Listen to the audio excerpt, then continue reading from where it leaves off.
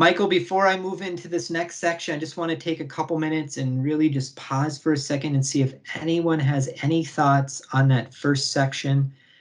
Again, all prenatal stuff we talked about, big topics. There's a million more topics to cover, but what I planted with you right now are some of the major variables you'd want to consider in adult mental health outcomes.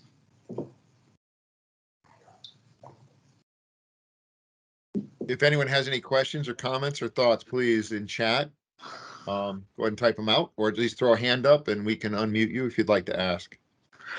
Michael, would you like to get the conversation started just to break the ice? Are there any questions you have about that first half or anything that jumped out at you just from your lens? I find, so I don't know if you're aware, but my first master's was early childhood development constructivist theory. I was actually an elementary school teacher. So a lot of this hits home, particularly since my first job was working in Bridgeport, Connecticut, which is one of the poorest cities in the United States.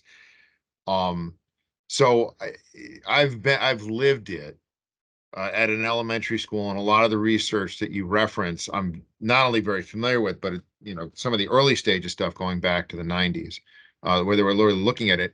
One of the things you did not bring up that I find actually very fascinating, and one of the pushes for early childhood development education and nutrition is the IQ of a child is actually malleable. You can increase a child's IQ statistically through positive nutrition and environmental factors up to the age of 5. So while we may have negative factors identified, there, as you pointed out, Jerrod, there are absolutely things that can be done, even as adults, that can mitigate some of it and assist them in moving forward past it. So I hope that everyone's not getting the impression is, oh, this is all locked in stone, that first 1,000 days and they're 2 and this has happened and now we have to kind of bear the brunt of it, and nothing is unchangeable. And that's not the case at all.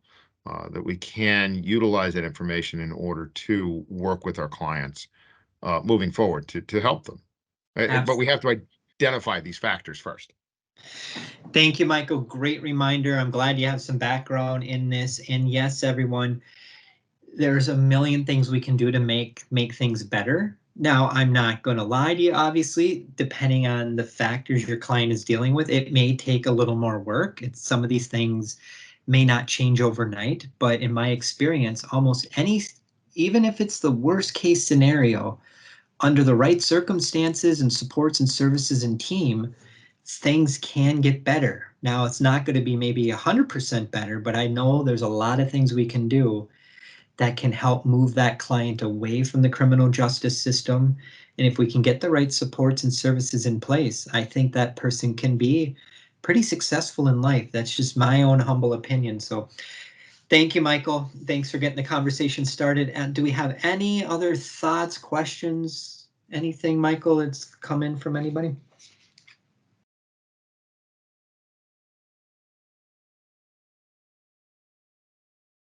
I think people are just so fascinated with the information. They're rapidly taking notes and just waiting for the next piece. So no worries, guys. I know each other. Don't feel afraid. Speak up, share anything. If there's anything I said that you want to push back on and you just completely disagree with, I think that is very healthy, and I'm happy to have that discussion because we're all here. I think we can learn from all of our experiences, because these topics are complex, but the clients you serve are equally complex. And that's why we need to really understand kind of what's going on with these clients in utero and early on in life. So thanks, Michael, for that. So now we get through the prenatal world. Again, that was a snapshot of some things, but it's a good starting point. Now, after your client is born, start thinking about early childhood factors, being aware of infant behaviors. If you have records that you can obtain, like developmental records, school records, really getting an idea of what was going on in your client's life early on in life, eating behaviors, sleeping behaviors, moving history. Did they have developmental delays? Did they have some language problems? We'll talk about language. I'll give you one tip right now. Language deficits are very, very common among people in prison, and the research shows it could be a risk factor for criminality. So taking into account your client's language and communication skills. For some of your clients who have really profound mental health challenges, these mental health challenges probably didn't start a few years ago. They probably started early on in life. And if you're ever working with young individuals who start developing mental health challenges, you might see higher levels of irritability, more sleep problems, more eating issues. Maybe they start pulling away from caregivers. They're just more disrupted when they go to the classroom, especially when they get into a K through 12 setting. So understanding these early childhood risk factors, very important. During the birthing process, if there were birth complications, this is another factor we need to take into account. And again, I didn't say this in the beginning too, but another reason why I found it so helpful to learn about these topics, it's really helped me have greater empathy and understanding when working with really challenging, complex cases, because my brain goes to what happened during pregnancy, what happened early on in childhood, and then I can approach the situation maybe in a more kind, calm, curious, and patient manner, which any client you work with, if you can use those approaches, a lot of times they're rooted in motivational interviewing, trauma-informed care, trauma-informed interviewing. I think we cannot go wrong by using those approaches with really any client we interact with. But I'm not saying if your client, when they were born, there was birth complications, is going to grow up and start committing criminal behavior. But in the neurocriminology literature, it does talk about birth complications in some cases being a risk factor for later externalizing behavioral problems, which is basically a fancy way of saying more aggressive behavior, more impulsive behavior. Some of these birth complications could be related to premature birth, hypertension in the mother, mom is dealing with some sort of medical issue that's untreated, fetal distress, whatever, just think about whatever kind of stress, trauma that the mom was dealing with, it again can have an impact on that child. Developmental trauma, this is a type of trauma we all need to be aware because the research is very clear on this, that your population probably has an extended history of developmental or complex trauma. Complex trauma, when you hear me talk about that in this series, this is not a one-time off event. Complex trauma is going to be more wide-ranging. Most of the time, this happens when your client was younger, and it usually involves interpersonal experiences, which basically means that mom or dad or the caregiver or someone very close to that child was the perpetrator. Complex trauma is more repetitive, it's more prolonged, it's cumulative, it's pervasive, it's typically unpredictable to that child. The child is powerless in that situation if the caregiver is the perpetrator, which is a form of really betrayal trauma. And this has been linked to more brain problems, more mental health challenges, more learning issues. A very high percentage of your clientele probably has histories of complex and developmental trauma if we believe what the research says. So this is a topic very important for us to understand. And why we talk about complex trauma, it's very important to understand the adverse childhood experiences research. I give lots of talks on this, taking different angles, and the research is clear without a doubt.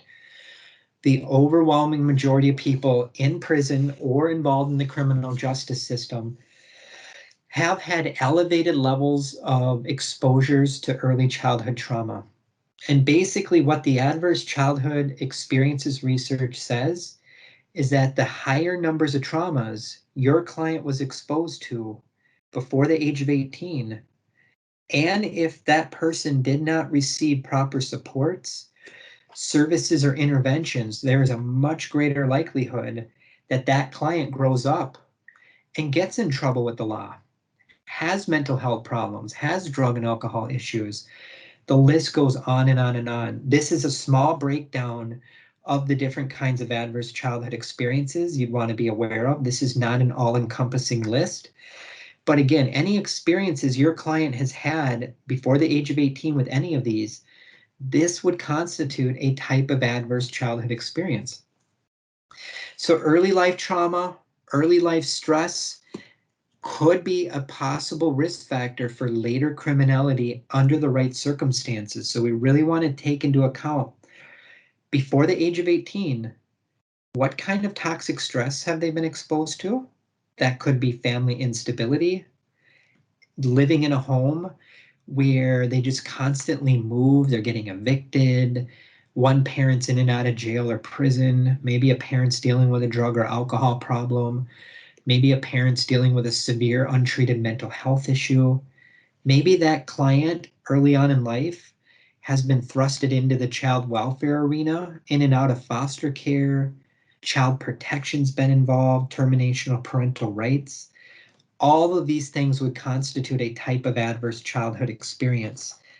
And unfortunately, the research too is very clear on this. Your clients that have had these early experiences of trauma and stress may have more mood disorders, more PTSD-like symptoms. They might be more likely to have panic attacks.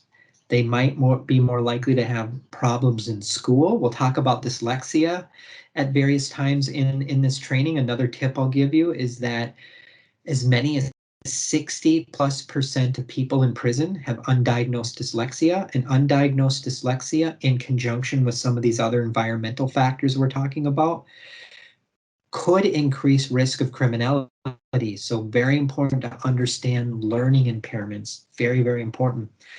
People that have had these experiences early on in life too, more likely to have self-esteem issues.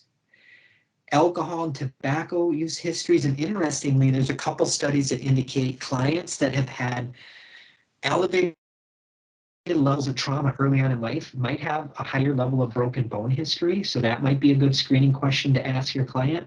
How many broken bones have you had in your life? I've seen this play out firsthand. That could be from getting into fights. It could be from being the victim of a crime. I've consulted on a few cases where clients have had a lot of these early childhood risk factors, and they just struggle with mobility issues. They struggle with riding a bike, and a couple clients, cases I've consulted on, they rode a bike and they wiped out and hit their head and sustained a brain injury. So broken bone histories can open the door to a lot of other possibilities. I give you a little snapshot into their early childhood history. From a forensic lens, so when you hear me use forensic, just think of, again, clients that are prison, jail, forensic state hospitals, civil commitment, these kind of things. This is what the research indicates through the adverse childhood experiences literature as it pertains to working with forensic and criminal justice-based clients. It may increase violent perpetration. They might be more likely in some cases to be diagnosed with antisocial personality disorder as they get older. Histories of suicide attempts and self-injurious behaviors are more common. While the person's incarcerated or in some inpatient treatment program, they may have longer histories of behavioral infractions, more mental health issues, and earlier contact with the criminal justice system, just to name a few. This is a snapshot of the research, but these are several studies that just kind of give you an idea that this is a big topic to consider when you're working with your clientele. Other things to consider, there have been study after study done on this from that forensic lens, and indicates that higher numbers of early childhood traumas may be linked with more externalizing behavioral problems, homicide perpetration in some cases, domestic violence, perpetrating robbery, burglary, carrying weapons. This is a huge topic to consider if you work with folks that have sexual offending histories in their background. And when you hear me talk about internalizing symptoms throughout this series, think of depression, anxiety, loneliness, symptoms your client experiences inwardly.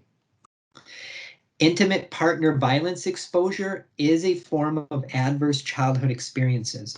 So if your client grew up in a home and they were exposed to caregivers engaging in domestic violence, the research indicates those children without proper supports are more likely to have psychological emotional, social, and behavioral problems.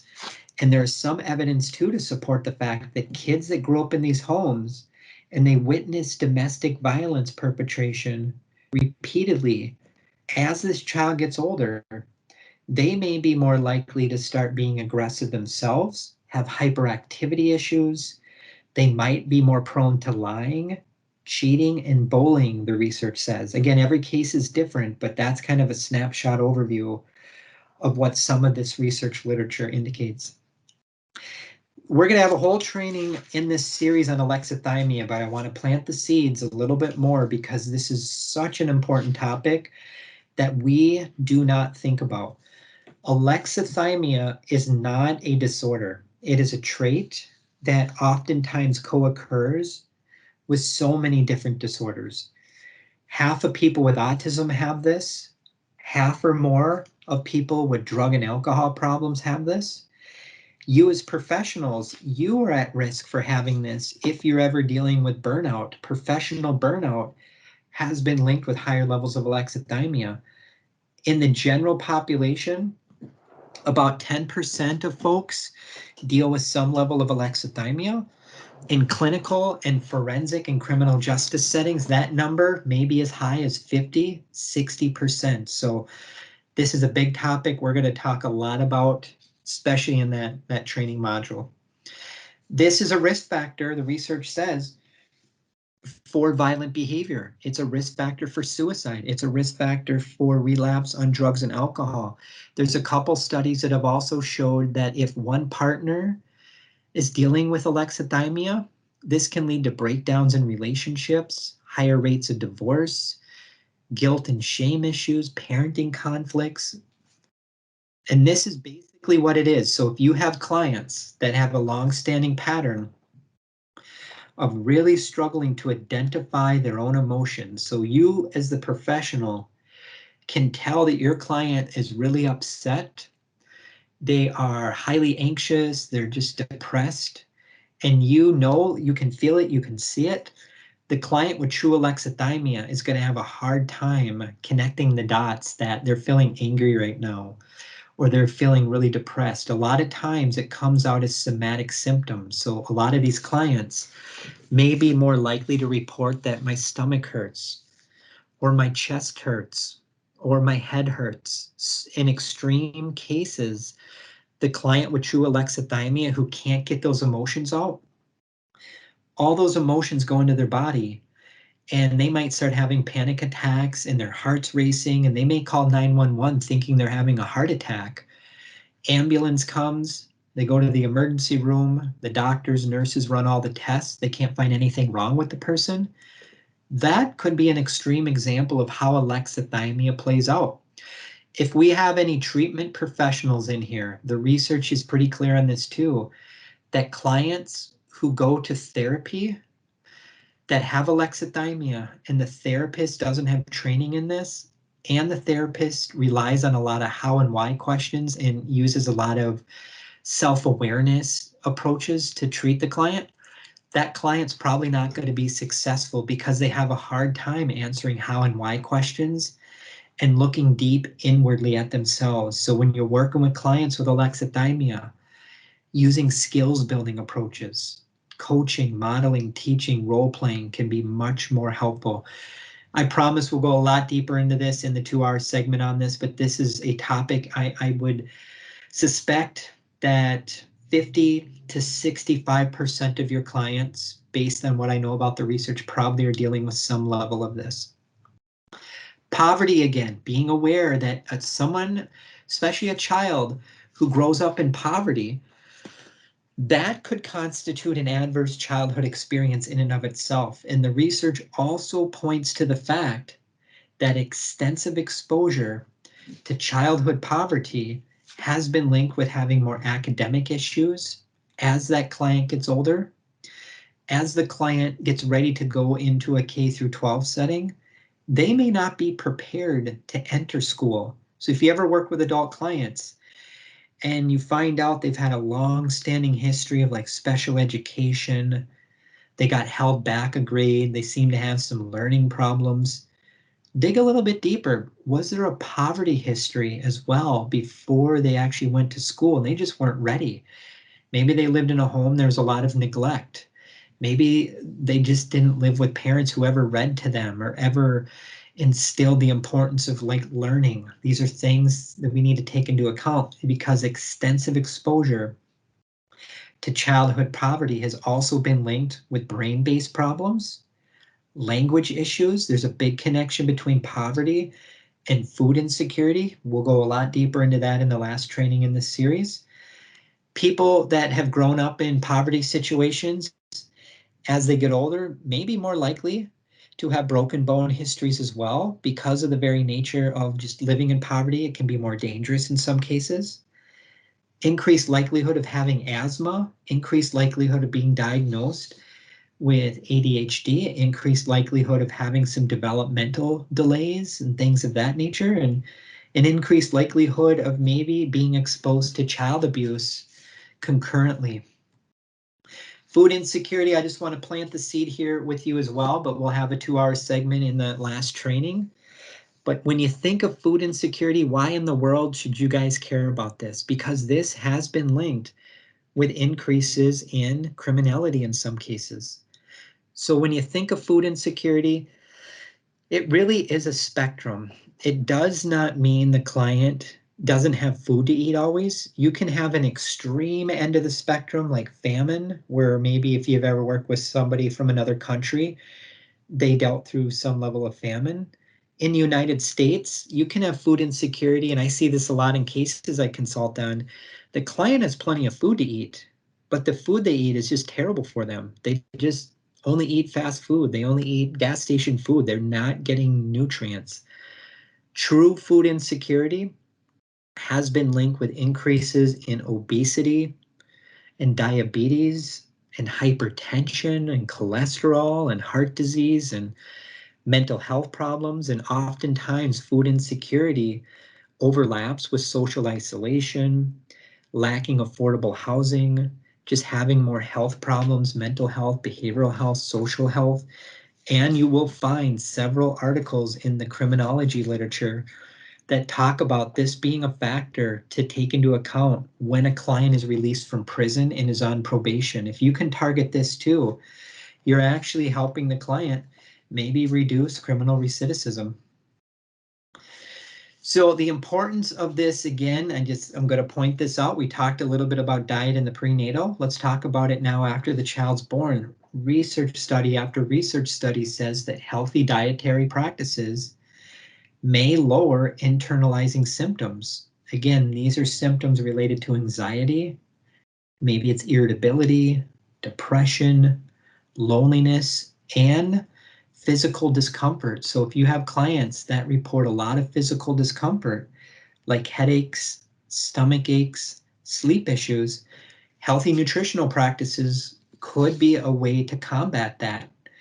And then if someone's dealing with externalizing behavioral problems, these would be clients that have a higher tendency to be aggressive, impulsive, hyperactive. This can be a factor in more interpersonal conflict, more disruptive behavior, more disobedient behavior. The client might have a history of being non-responsive to punishment. Could that be that fearlessness we spoke about early on? Possibly. Higher histories of being a bully to other people. So internalizing problems, inwardly experienced, externalizing problems, you as the professional are probably going to be able to see pretty easily. And if you look at the research on externalizing behavioral problems in children, some of the biggest predictive factors of this is going to be growing up in a home where there's abuse and chaos and lack of parental involvement and lack of oversight, and a parent's just not very nice to those children. So really looking at that family system is highly important as well. What happens if there wasn't direct abuse, but just invalidation, insensitivity? The research points to the fact that kids that grow up in a home where they're emotionally invalidated, may have more self-regulation issues as they get older. So they could have more emotional control issues. They might have a really hard time modulating their behaviors around other people. They may develop a higher level of guilt and shame as they get older. And in extreme cases, it has been linked with having a greater history of self-destructive behaviors, which could be self-injurious behaviors, road rage incidents, just getting into fights a lot, thrill-seeking behaviors. You guys see this here? I'm gonna plant the seed now. This is the first time I mentioned this, and I'm going to mention this in every training. This is the HPA axis. It's the hypothalamus, pituitary, adrenal axis. Why in the world should you care about this? Because a high percentage of your clients probably deal with some dysfunction in this axis. This is the body's main stress response system. It regulates our hormones. It plays a critical role in our mood modulation, our energy levels, our sleep patterns. There is evidence in the forensic and neurocriminology literature that dysfunction in the HPA axis may be a factor in delinquent behaviors. Maternal insensitivity can contribute to this. Drug problems, chronic sleep deprivation, basically anything that causes someone to have lots of stress, worry, anxiety, trauma exposure can throw this off. And the research says the majority of clients with mental health diagnoses, drug problems, neurocognitive impairments, even attachment issues probably have something going on that's not working properly. I've done some podcasts on this topic too, and I have some handouts I've created. If any of you would like a desktop reference or some just resources on this, I highly encourage you to learn about this because it is one of the most important topics that we're never trained on in school, because dysfunction in this axis has also been linked with higher levels of anxiety and depression. And it can also contribute to more mood swings. It can contribute to thyroid problems. The list goes on. So it's really important for us to be aware of that topic. If your client has had a history of being rejected, so they grew up, they were rejected maybe by mom and dad, family and friends as they got older, they got into school, maybe they were rejected by peers. This is a type of childhood trauma. And childhood rejection could be a risk factor for future criminality. This can absolutely erode your client's ability to cope with stress. This has been linked with having more attachment issues. This is a very important target area to be aware of through like a trauma-informed lens.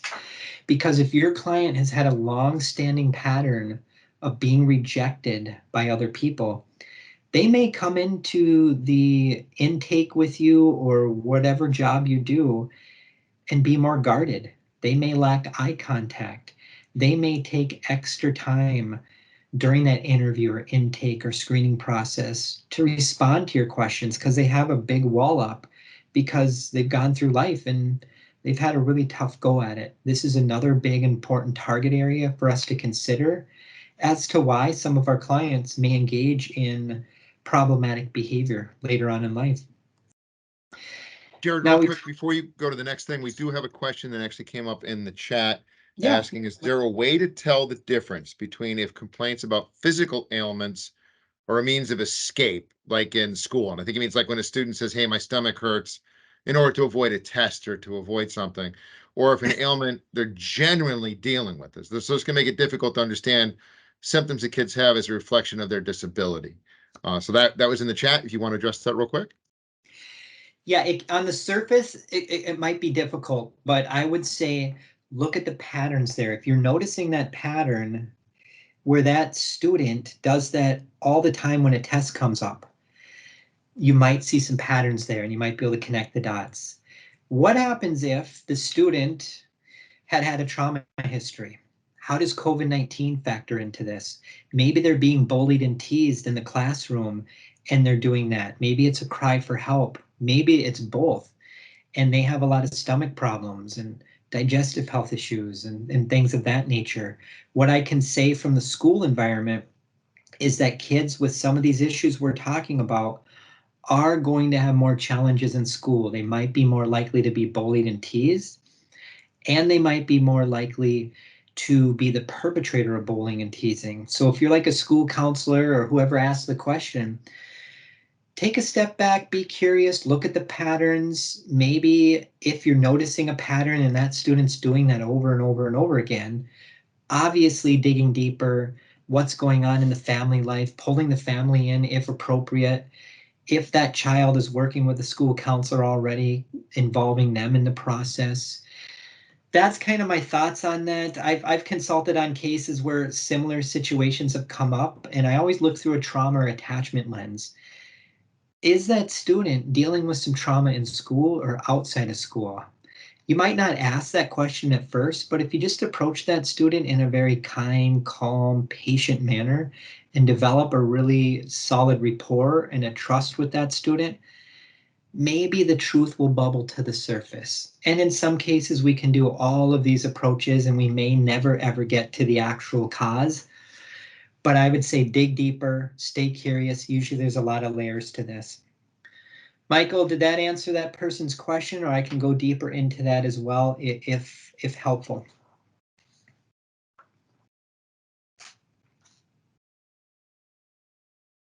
I'm sorry, I don't see anything else coming up, so no response to that. So if we can move on, and just so I know, I get the same way. Just so you're aware, we're at 1:42, so we've got about 45 minutes left as you pace yourself through the rest of your slides. You bet. That sounds good. We're in good shape, everyone. Keep the questions coming. I want to be as helpful as possible. So at the core of criminality theories is self-control deficits and self-regulation. So this is a huge, huge target area for intervention. If your client has had a long-standing pattern of having self-regulation problems, what should you be on the lookout for? The inability to delay gratification, temperamental issues, irritability problems, relationship conflicts, low frustration tolerance, up and down mood swings. If you're noticing that pattern in that person's life, it may also play out to higher theft histories, looking at their driving violations. Do they have a tendency to get fired from jobs quickly? Do they have a really problematic relationship with spending habits? What are their eating habits like? I can think of one case I consulted on several years ago, and this client had profound self-regulation deficits around food, and they went to the buffet, and I'm not joking, this person had 10 plates at the buffet. That's an extreme example of having profound self-regulation deficits. So looking at all facets of that client's life, financial history if possible, driving violations, criminal history, these are all things that give you a better snapshot into maybe just some self-regulation issues, and targeting that part of intervention can help that client stay out of jail and prison. Helping them pause and reflect and put on the brakes is so important. People don't think about this. I am a certified sleep coach. I do a lot of work in the area of sleep on a lot of levels. And the reason why I want to point this out is that the overwhelming majority of clients in prison have sleep issues. Most people with mental health problems and drug and alcohol problems and trauma histories have sleep issues. And there are studies that talk about sleep-related issues as potentially being a risk factor for violent behavior as well. There's a lot of studies on that. If you want some of those studies, just shoot me an email. But also taking into account your client's sleep pattern, because where I'm at, sleep is number one to health. And if your client is chronically sleep deprived, it's going to be much more difficult for that client to keep a job, to make good decisions. Their memory can be impacted. This can really get in the way of day-to-day functioning with everything you can possibly imagine. And for some of your clients, they may be dealing with a host of sleep issues. So referring to a sleep specialist may actually provide not only some clinical benefits, but criminal justice benefits as well. So when we think about this too, I just want to remind all of us, and I pointed this out before, but another good reminder is that some of your clients who've had these long-standing patterns of these adversities and hardships throughout life, all of these things can have a profound impact on their self-esteem. And self-esteem issues in and of itself have been talked about as maybe being a factor for criminal behavior in some cases. Not all studies say that, but some do. And if you're working with clients with profound self-esteem issues, be aware that some of these clients may be more likely to have a pattern of engaging in self-blaming behaviors. So they might be more self-critical. They're highly sensitive. They may have a long-standing pattern of negative self-talk. They may feel incompetent. They may feel like there's what's the purpose of even trying? When they look in the mirror, they just see something terrible. This is a really important area to take into account, because if you can start helping that client improve self-esteem and maybe reduce some of those self-defeating attitudes they have, like the fear of being rejected or abandoned, this can help open the door to better outcomes, better interventions. And if you can teach your client how to reduce this, they might go through life just feeling obviously a lot better and making better decisions as well.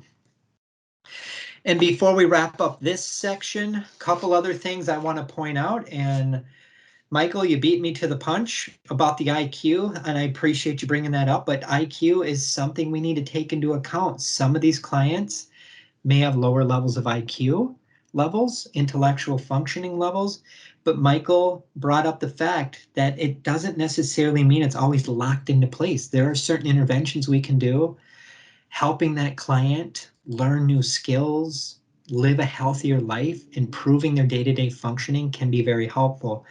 If you work with clients that have had a history of delinquent behavior as a juvenile, these are some of the variables that you might want to just be aware of that likely played a role in your client starting to engage in criminal behavior as a teenager.